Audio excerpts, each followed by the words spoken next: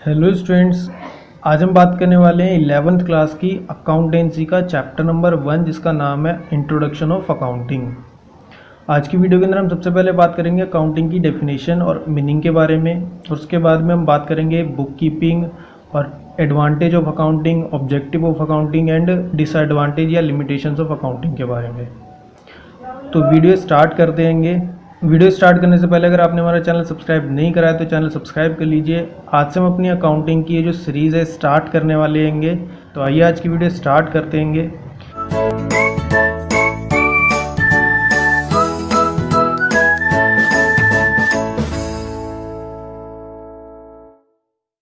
देखिए, सबसे पहले जो हमारे चैप्टर का नाम है वो आएगा चैप्टर 1 इंट्रोडक्शन ऑफ अकाउंटिंग, यानी कि लेखांकन का परिचय। लेखांकन या अकाउंटिंग होती क्या आएगी, तो इसके मीनिंग की बात करते हैं। देखिए, इसका मीनिंग समझने के लिए आपको ये कुछ वर्ड्स दे रखेंगे जो आपको याद रखनेंगे। IMRCSAC, क्या है ये वर्ड, एक बार हम दोबारा से रीड कर लेते हैं। IMRCSAC। देखिए, इनका मतलब क्या होता है। आई का जो मतलब होता है, आई का मतलब होता है आइडेंटिफिकेशन ऑफ बिजनेस ट्रांजैक्शंस, यानी कि जब भी आप अकाउंटिंग करते हो तो सबसे पहले आपको ये आइडेंटिफाई करना होता है, ये पहचानना होता है कि आपकी जो बिज़नेस की ट्रांजैक्शंस हैं वो हैं क्या। आप अपनी ज़िंदगी में या अपनी नॉर्मल डेली लाइफ में आप बहुत तरह की ट्रांजैक्शंस करते हो। जैसे कि अगर हम बात करें तो एक आपने बिजली का जो बिल हैगा अपने अपना बिल पे कर दिया, और एक आपने अपने बिजनेस के लिए जो रॉ मटेरियल है वो खरीदा। तो आपको सबसे पहले देखना है जो आपने अपना इलेक्ट्रिसिटी बिल भरा है अपने घर का, वो आपकी बिजनेस की ट्रांजैक्शन में नहीं आता। बट जो आपने रॉ मटेरियल अपना परचेज कराएगा अपने बिजनेस के लिए, अपने प्रोडक्शन करने के लिए, ये आपकी बिजनेस ट्रांजैक्शन है। तो आप इसको आइडेंटिफाई करना होता है। सबसे पहले आपको आइडेंटिफाई करनी है वो सारी ट्रांजैक्शंस जो आपकी बिजनेस से रिलेट करती हैं। सेकंड क्या होता है, मेजरमेंट इन मनी टर्म्स या मेजरमेंट इन मनी। मनी में मेजर करने से मतलब क्या होता है, आपको उनको पैसों में तोलना होता है कि अगर आप उनकी मनी वैल्यू निकालें तो उस ट्रांजैक्शन की मनी वैल्यू क्या होगी। एग्जाम्पल के लिए जो आपने रॉ मटेरियल खरीदा है वो आपने 5,000 रुपये का रॉ मटेरियल खरीदा है, तो 5,000 क्या होगी, उसकी मनी वैल्यू होगी जो भी आपने ट्रांजेक्शन करी है। सेकंड क्या होता है हमारा रिकॉर्डिंग, यानी कि आपको उसको एक रजिस्टर में, एक जगह पर, एक पेज पर आपको उसको लिखना होता है, रिकॉर्ड किया जाता है, जिसे हम रिकॉर्डिंग बोलते हैं। और जिस रजिस्टर में उसको लिखा जाता है उसे बोला जाता है जर्नल, जो भी हम आगे की वीडियोज़ में बात करेंगे। देन उसके बाद हम उसको क्लासीफाई करते हैं। क्लासीफाई करने का मतलब होता है एक तरह के ट्रांजेक्शन्स को अलग अलग कर देना। एग्जाम्पल के लिए जैसे आपकी क्लास में लड़के और लड़कियां दोनों पढ़ते हैंगे, टीचर ने क्या बोला कि लड़के एक लाइन में बैठ जाओ, लड़कियां जो है वो अलग लाइन में बैठ जाओ, तो ये क्या हो गया, आप दोनों को क्लासीफाई कर दिया गया, अलग अलग कर दिया गया। लड़के सारे एक लाइन में आ गए, लड़कियां सारी दूसरी लाइन में आ गई, ये होता है क्लासिफिकेशन। जो अकाउंट्स की टर्म हम इसको बोलते हैं लेजर करना। लेजर भी हम आगे की वीडियोज़ में, आगे के चैप्टर्स में बात करेंगे। उसके बाद में जो बात की जाती है वो किया जाता है, फिर क्लासिफिकेशन के बाद आती है हमारी समराइजेशन की बारी, है समराइजिंग करना, जिसे हम फाइनल अकाउंट बोलते हैंगे। समराइजिंग का मतलब होता है किसी भी चीज़ को छोटा करके दिखाना, समराइज कर देना, उसको छोटा कर देना, मतलब कि जो भी आपकी पूरी ट्रांजेक्शन है उनका एक निचोड़ निकाल लेना। तो इसके अंदर हमारे जितने भी जो लेजर्स होते हैंगे हम उनको उनका बैलेंस निकाल करके एक जगह पर एक अकाउंट में शो करते हैंगे, जिन्हें हम अपने फाइनल अकाउंट्स बोलते हैंगे। तो उसके बाद बारी आती है हमारी एनालिसिस एंड इंटरप्रिटेशन की। एनालिसिस और इंटरप्रिटेशन का मतलब होता है जो भी आपने अपने अकाउंट्स बनाए हैं, जो आपने फाइनेंशियल अकाउंटिंग करिएगी, उसके बेसिस पर अपने कुछ डिसीजन लेना या उन चीज़ों को डिस्क्राइब करना एनालिसिस या इंटरप्रिटेशन कहलाता है। जब ये सब काम हमारा हो जाता है ख़त्म, तो उसको देन लास्ट में जो बात आती है हमारी कम्युनिकेशन टू यूज़र्स की आती है, यानी जो भी आपने अपने रिकॉर्ड्स मेंटेन करें, जो भी आपने अपने अकाउंट्स मेंटेन करें हैं, उनको अपने यूज़र्स के साथ में कम्युनिकेट करना, उनके साथ में बातचीत करना उसके बारे में, या उनको दिखाना। जो हमारे यूज़र्स होते हैं वो हमारे कई तरह के होते हैं, जिनके बारे में अभी आगे इस वीडियो के अंदर बात करेंगे। तो ये थी हमारी अकाउंटिंग का मीनिंग या अकाउंटिंग का प्रोसेस। अकाउंटिंग के जो भी काम होता है, जो प्रोसेस होता है, वो इसी सीक्वेंस में किया जाता है। सबसे पहले आइडेंटिफाई किए जाते हैं अपनी ट्रांजैक्शंस को, देन उसके बाद में उसको मेज़र किया जाता है मनी की टर्म्स में, फिर उसको रिकॉर्ड किया जाता है, फिर उसको क्लासीफाई किया जाता है, देन समराइज़ किया जाता है। उसके बाद में एनालिसिस एंड इंटरप्रिटेशन आता है, और देन लास्ट में क्या आता है, कम्युनिकेशन टू यूज़र्स। इन्हीं के बेसिस पे अगर हम अपनी अकाउंटिंग की डेफिनेशन की बात करें तो देखिए, हमारी अकाउंटिंग की जो डेफिनेशन होती है वो क्या होती है, accounting is an art of recording, classifying and summarising in the significant manner and in terms of money transactions. मतलब क्या होता है, अकाउंटिंग एक आर्ट है, एक कला है, अपनी जो भी आपकी फाइनेंशियल ट्रांजेक्शन है, जो मनी ट्रांजेक्शन्स हैं, उनको रिकॉर्ड, क्लासिफाई या समराइज करने की इन अ सिग्निफिकेंट मैनर, यानी कि एक सिस्टमेटिक मैनर से, एक सिस्टमेटिक तरीके से उनको रिकॉर्ड करने का जो तरीका है, जो कला है, उसी को हम अकाउंटिंग बोलते हैं। And event which are in the part of at least of a financial character and interpreting the result thereof। मतलब वही हैगा कि आपकी जो भी ट्रांजेक्शन्स हैं वो कम से कम फाइनेंशियल कैरेक्टर की होनी चाहिए। फाइनेंशियल कैरेक्टर का मतलब क्या है, उनको आप मनी के टर्म्स में काउंट कर सकते हो, देन उसके बाद में उसको इंटरप्रिटेट करना।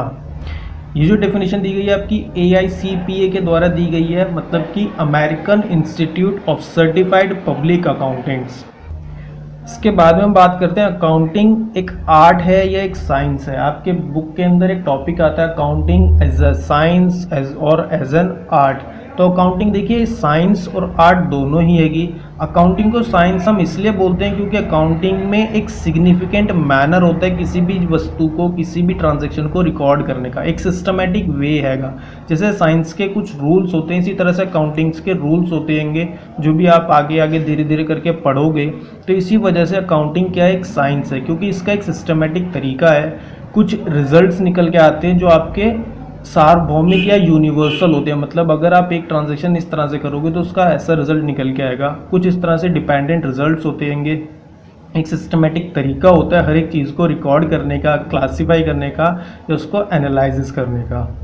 देन उसके बाद में अकाउंटिंग के एक आर्ट भी हैगी। अकाउंटिंग एक आर्ट इसलिए क्योंकि जो इसके यूज़र्स होते हैं, जो भी हमारे हम यूज़र्स होते हैं, वो सब अपने अपने तरीके से इन अकाउंटिंग्स के जो रिजल्ट्स, जो हमारे अकाउंट्स निकल के आते हैं, जो हमारे रिकॉर्ड्स होते हैं, उनको अपने एक तरीके से यूज़ कर सकते हैं। सबका यूज़ करने का तरीका तो जो होता है वो अलग होता है। आप उसको अपने तरीके से एनालाइज कर सकते हो, अपने तरीके से उस डाटे को इंटरप्रिटेट कर सकते हो या उसको कम्युनिकेट कर सकते हो। तो ये सबके मेथड्स अलग अलग होते हैं, इसलिए अकाउंटिंग को एक आर्ट भी बोला जाता है। क्लियर है बच्चों?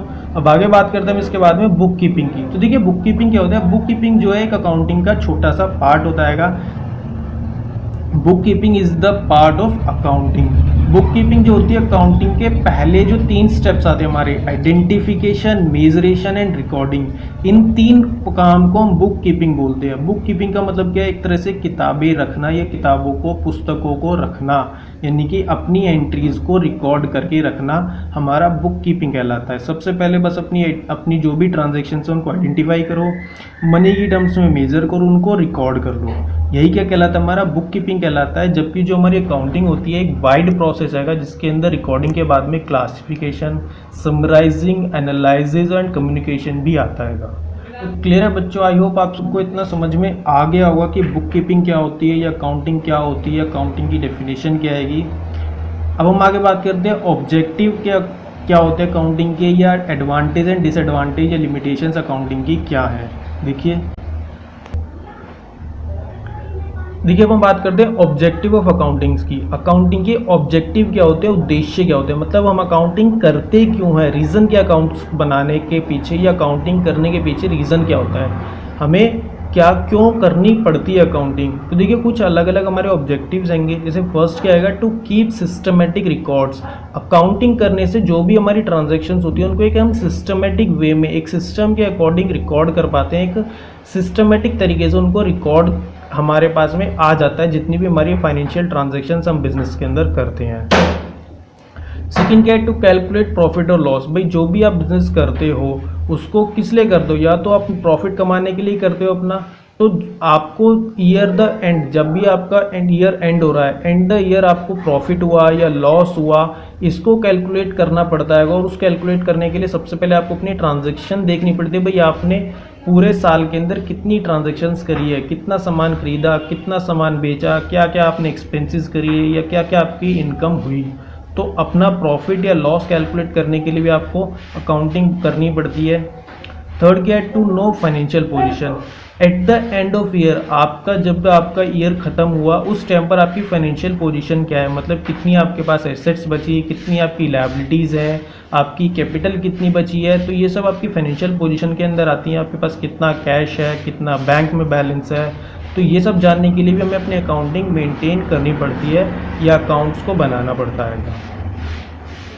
देन डी क्या है हमारा, to provide information to users. आपको अपने जो यूज़र्स होते हैं, चाहे वो हमारे कोई भी यूज़र हो, आपको उसको टाइम टू टाइम इन्फॉर्मेशन देनी पड़ती है अपने बिजनेस के बारे में। तो वो बिजनेस के बारे में इन्फॉर्मेशन देने के लिए भी आपको अपनी अकाउंटिंग करनी पड़ती है, अपने अकाउंट्स को मेंटेन करके रखना पड़ता है। देन इसके बाद में जो हमारा नेक्स्ट टॉपिक है वो है हमारा to know purchase, sales and closing balance. आपने अपने ईयर के दौरान, पूरे साल भर के दौरान कितनी आपने परचेजेस करी, कितनी सेल्स करी, क्या आपका लास्ट में क्लोजिंग बैलेंस आया, ये सब जानने के लिए भी आपको अकाउंटिंग मेंटेन करनी पड़ती है कि अकाउंट्स अपने बनाने पड़ते हैंगे। लास्ट में क्या आएगा, to know assets and liabilities. साल के दौरान जो भी आपका ईयर एंड हुआ उस टाइम पर आपकी जो एसेट्स हैं, जो लायबिलिटीज़ हैं, वो कितनी बची हैं आपके पास में, ये भी जानने के लिए आपको अपनी अकाउंटिंग करनी पड़ती है या अपने अकाउंट्स को मेंटेन करना पड़ता है। तो ये हमारे कुछ ऑब्जेक्टिव्स थे अकाउंटिंग के, जिनको आप अभी बाद में वीडियो के ख़त्म होने के बाद में नोट कर लीजिएगा, धीरे धीरे वीडियो को पॉज कर करके बीच में। देन इसके बाद में जो हमारा एडवांटेज ऑफ अकाउंटिंग, अकाउंटिंग के एडवांटेज क्या क्या होते हैं, फ़ायदे क्या हैं हम अकाउंटिंग करने से। भाई हम अकाउंटिंग कोई भी काम करते हैं तो उसके फ़ायदे क्या हैं, हम करें क्यों उस काम को। तो उसके कुछ फ़ायदे भी होते हैं, बहुत सारे फ़ायदे अकाउंटिंग करने के। यहाँ पर मैंने कुछ उनमें से लिखे हुए हैं। देखिए फर्स्ट फ़ायदा क्या होता है हमें, फर्स्ट एडवांटेज क्या है, हेल्प द मैनेजमेंट। जो अकाउंटिंग होती है, जो हमारे अकाउंट्स होते हैं, वो हमारे मैनेजमेंट की हेल्प करते हैंगे कोई भी डिसीजन लेने में। भाई जैसी आपकी फाइनेंशियल कंडीशन होगी वो आपको कैसे पता लगेगा, आपकी अकाउंटिंग से पता लगेगा कि आपके पास कितनी कैपिटल है, कितनी एसेट्स हैं, कितनी लायबिलिटीज़ हैं। उसके बेसिस पे आप अपने बिजनेस के अंदर डिसीजन ले पाते हो कि आपको एक काम करना चाहिए या नहीं करना चाहिए। तो मैनेजमेंट की हेल्प करता है कि जो अकाउंटिंग होती है। देन क्या है, हेल्प टू मेंटेन रिकॉर्ड। जो भी आपको रिकॉर्ड अपने मेंटेन करने होते हैं, चाहे वो आपको कोई भी रिकॉर्ड अपना मेंटेन करना हो, परचेज का करना हो, सेल्स का करना हो, या आपको अपने क्रेडिटर्स का करना हो, अपने बैंक का करना हो, उसके लिए भी आपको अकाउंटिंग की ज़रूरत पड़ती है। जो अकाउंटिंग है वो आपकी हेल्प करती है इन रिकॉर्ड्स को मेंटेन करने में। सी क्या होता है, हेल्प टू कैलकुलेट प्रॉफिट और लॉस। भाई आपको अपना प्रॉफिट या लॉस निकालने के लिए भी अकाउंटिंग की ज़रूरत ही पड़ती है। अकाउंट्स बनाने से ही आपको पता लगता है कि आपको साल के दौरान कितना प्रॉफिट हुआ है या कितना लॉस हुआ है। तो ये भी एक फ़ायदा होता है, आपको पता लग जाता है आपका प्रॉफिट हुआ है साल भर में या लॉस हुआ है, या फिर कितना प्रॉफिट हुआ है, कितना लॉस हुआ है। Help to know financial position, आपकी फाइनेंशियल पोजीशन को पता करने में भी हेल्प करती है अकाउंटिंग आपकी। Help to valuation of tax या गुडविल, आपकी फर्म की, जो भी आपकी फर्म है, जो कंपनी है, उसकी गुडविल कितनी है, या आपको साल भर के दौरान अपने प्रॉफिट पर कितना टैक्स पे करना है। इन दोनों के वैल्यूएशन के लिए भी हमें अकाउंटिंग की ज़रूरत पड़ती है। अकाउंट्स को देख करके आप बता सकते हो कि आपको एक साल के दौरान कितना टैक्स पे करना पड़ेगा, या जो आपके आज के समय पर आपकी बिजनेस की गुडविल है वो कितनी बनी है। फिर क्या, हेल्प टू कंपेयर, अगर आपको अपने रिकॉर्ड्स को किसी दूसरी कंपनी के रिकॉर्ड्स या कभी पुराने रिकॉर्ड्स के साथ में कंपैरिजन करना है, तो उसके लिए भी आपके पास में अकाउंट्स होने चाहिए। आपके पास दोनों तरह के अकाउंट्स होंगे, तभी आप उन दोनों को कंपेयर कर पाओगे। तो कंपैरिजन करने के लिए भी अकाउंटिंग क्या करती है, आपको हेल्प करती है। ये भी एक एडवांटेज है। आप अगर आपने अकाउंट्स मेंटेन करे हैं तो आप लास्ट ईयर के अकाउंट्स के साथ में आपने इस साल के अकाउंट्स को कंपेयर कर सकते हो, ताकि आपको जो भी आपकी इस साल की कमियां हैं या जो आपने नए तरीके अपनाए उन सब के रिजल्ट्स आपको पता लग सके। तो हमारे कुछ एडवांटेज थे अकाउंटिंग के।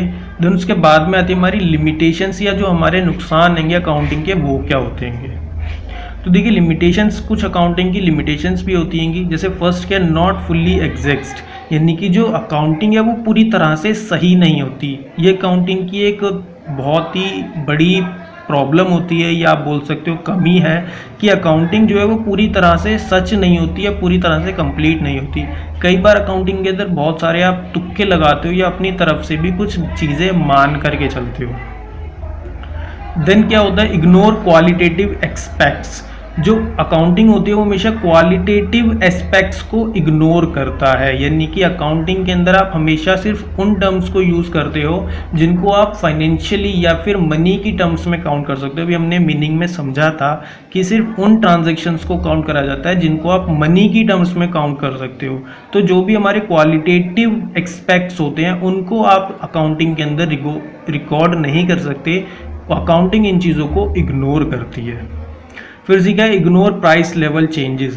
प्राइस के अंदर जो है वो टाइम टू टाइम चेंज आता रहता है, कभी आपकी प्राइस बढ़ जाते हैं किसी चीज़ के, कभी प्राइस घट जाते हैं। बट रिकॉर्ड्स के अंदर जब आप अपने रिकॉर्ड मेंटेन करते हो या आप अपनी अकाउंटिंग करते हो तो आप इन चीज़ों को इग्नोर करते हो। अकाउंटिंग जो होती है वो प्राइस में आने वाले चेंजेस को कभी भी रिकॉर्ड नहीं किया जाता अकाउंटिंग के अंदर, वो इनको इग्नोर करती है। एंड डी और उसका जो सबसे बड़ा जो लिमिटेशन है वो क्या होता है, विंडो ड्रेसिंग। विंडो ड्रेसिंग का मतलब होता हैगा आप अपनी तरफ से झूठे अकाउंट्स बना देना, यानी जब जैसे जो सीए होते हैं या बहुत सारे लोग ऐसे होते हैं जो अपनी तरफ से बहुत सारे झूठे रिकॉर्ड्स बना देते हैं, मतलब कि उनको प्रॉफिट साल के दौरान ज़्यादा होता है बट वो अपने अकाउंट्स के चेंज करके उसको अंदर प्रॉफिट कम दिखा देते हैं जिससे उनको टैक्स कम पे करना पड़े, या फिर कई बार लॉस के अंदर कंपनी चल रही होती है वो उसको कंटिन्यू प्रॉफिट में दिखाते रहते हैं ताकि उन कंपनी के अंदर जो शेयर होल्डर्स है या उनको इजीली बैंक से लोन मिल जाए। तो इस तरह के आप कुछ झूठे रिकॉर्ड्स या झूठे अकाउंट्स बना सकते हो अकाउंटिंग के अंदर, तो इसे बोलते हैं हम विंडो ड्रेसिंग। तो विंडो ड्रेसिंग भी अकाउंटिंग के अंदर पॉसिबल होती है। तो हमारी कुछ लिमिटेशंस या कमियां थी अकाउंटिंग की। अब इसके बाद में अपना लास्ट टॉपिक आज का देख लेते हैं, वो थे हमारे यूज़र्स, जो हमने अभी फर्स्ट अपने मीनिंग में पढ़े थे, कम्युनिकेशन टू यूज़र्स। हमारे यूज़र्स होते कौन कौन हैंगे? तो देखिए जो यूज़र्स होते हैं, यूज़र का मतलब होता है वह व्यक्ति या वह पर्सन जो हमारे इन अकाउंट्स को, इन रिकॉर्ड्स को यूज़ करता है। वो कोई भी हो सकता हैगा। तो हम बेसिकली यूज़र्स को दो बेसिस पे डिवाइड करते हैं, एक हमारे इंटरनल यूज़र्स होते हैं, एक हमारे एक्सटर्नल यूज़र्स होते हैं। तो देखिए जो हमारे इंटरनल यूज़र्स होते हैं वो होते हैं हमारे जो हमारी फर्म में या जो कंपनी के अंदर ही होते हैं, जैसे हमारा ओनर है, मैनेजमेंट है, या जो हमारे एम्प्लॉयज़ होते हैं, ये हमारे इंटरनल यूज़र्स कहलाते हैं। जो हमारे बिजनेस का मालिक है, हमारे टॉप लेवल मैनेजमेंट हमारे बिजनेस के जो एमडी हैं, जनरल मैनेजर हैं, या जो हमारी बोर्ड ऑफ डायरेक्टर्स हैं वो हमारे मैनेजमेंट में आते हैं। जो हमारी कंपनीज़ में हमारे एम्प्लॉयज़ होते हैं वो सब हमारे इंटरनल यूज़र्स होते हैं। अगर हम बात करें एक्सटर्नल यूज़र्स की तो जैसे गवर्नमेंट है, बैंक्स हैं, क्रेडिटर्स हैं, हमारे शेयर होल्डर्स हैं, जो हमारे लैंडर्स जिनसे हम लोन वगैरह लेते हैं। क्रेडिटर्स भी वही होते हैं जिनसे हम लोन्स लेते हैंगे। बैंक से भी आपको लोन लेना होता है तो उसके लिए भी आपको रिकॉर्ड्स उसको शो करने होते हैं। गवर्नमेंट को आपको अपने रिकॉर्ड्स दिखाने होते हैं ताकि आप अपने टैक्स को वैल्यूएशन कर सके। गवर्नमेंट जब भी आपसे टैक्स लेती है तो सबसे पहले आपके वो रिकॉर्ड्स चेक करती है, उन्हीं के बेसिस पे आपसे टैक्स लिया जाता है। तो ये हमारे कुछ एक्सटर्नल यूज़र्स होते हैं जो हमारे इन रिकॉर्ड्स को यूज़ करते हैं। तो क्लियर रहेगा बच्चों। आज की वीडियो के अंदर आपको अगर कोई भी प्रॉब्लम होती है तो आप मुझे कमेंट करके बताइए कि आपको इस वीडियो के अंदर क्या चीज़ समझ में नहीं आया। अपनी रिव्यू ज़रूर दीजिएगा वीडियो से रिलेटेड, ताकि हम आगे जा कर के उन चीज़ों को सुधार सकें। और अगर आपको वीडियो अच्छी लगी हो तो अपने दोस्तों के साथ शेयर ज़रूर कीजिएगा ताकि उनकी भी ज़्यादा से ज़्यादा हेल्प हो सके। हम इसी तरह से आगे भी वीडियोस बनाते रहेंगे।